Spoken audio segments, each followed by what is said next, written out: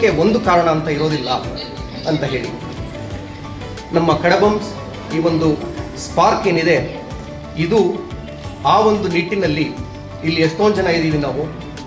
ಕೆಲವರು ಬೇರು, ಕೆಲವರು ನೀರು, ಕೆಲವರು ಸೂರ್ಯ, ಕೆಲವರು ಚಂದ್ರ, ಎಲ್ಲ ರೀತಿಯಲ್ಲೂ ನಾವು ಈ ಒಂದು ಸ್ಪಾರ್ಕ್ ಸಂಸ್ಥೆಯಲ್ಲಿ ನಾವು ಸೇರ್ಕೊಂಡಿದ್ದೀವಿ. So I think it's very dear to our heart. But it didn't stop with me and Dr. Krishna, and the way it grew out to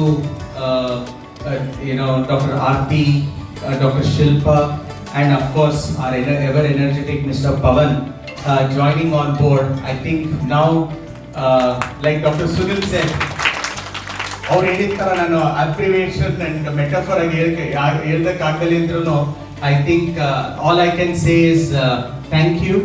I think our family has grown bigger, and we would love to do what we are doing here and spread this out. ಇವತ್ತು ಒಂದು ವೈದ್ಯಕೀಯ ಕುಟುಂಬವನ್ನು ನಾವಿಲ್ಲಿ ನೋಡ್ತಾ ಇದ್ದೀವಿ. ಒಂದು ವ್ಯಾಪಾರದ ದೃಷ್ಟಿಯನ್ನು ಬಿಟ್ಟು ನೋಡಿದಾಗ ವಿಶೇಷವಾಗಿ ಮೈಸೂರಿಗೆ ಕಡಮಂಸ್ ಕುಟುಂಬ ಇರ್ಬೋದು, ಮನ್ನಾರ್ಸ್ ಕುಟುಂಬ ಇರ್ಬೋದು, ಅವರೆಲ್ಲರೂ ಕೂಡ ಕೊಟ್ಟಿರುವಂತ ಒಂದು ಕಾಂಟ್ರಿಬ್ಯೂಷನ್ ಅನ್ನ ಮೈಸೂರಿನ ಇತಿಹಾಸವನ್ನು ನೋಡಿದಂತ ನಮ್ಮೆಲ್ಲರಿಗೂ ಕೂಡ ಆನಂದ ಆಗಿದೆ.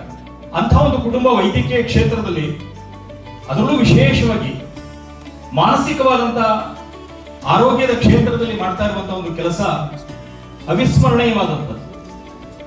ಭಗವಂತನ ನಂಬಿಕೆ ವಿಶ್ವಾಸ ಇಟ್ಟರೆ ಆತ ಹೇಗೋ ನಡೆಸ್ಕೊಂಡು ಹೋಗ್ತಾನೆ ಅನ್ನೋಷ್ಟಕ್ಕೆ ಕಡಬಂ ಫ್ಯಾಮಿಲಿಗೆ ಒಂದು ಉದಾಹರಣೆ ಆಗಿದೆ ಅನ್ನೋದನ್ನು ನಿಮಗೆ ಹಂಚ್ಕೊಂಡು ಇವತ್ತಂಥ ಆಸ್ಪತ್ರೆಯ ಉದ್ಘಾಟನೆ ಕಾರ್ಯಕ್ರಮದಲ್ಲಿ ನಾವೆಲ್ಲ ಸೇರಿದ್ದೇವೆ.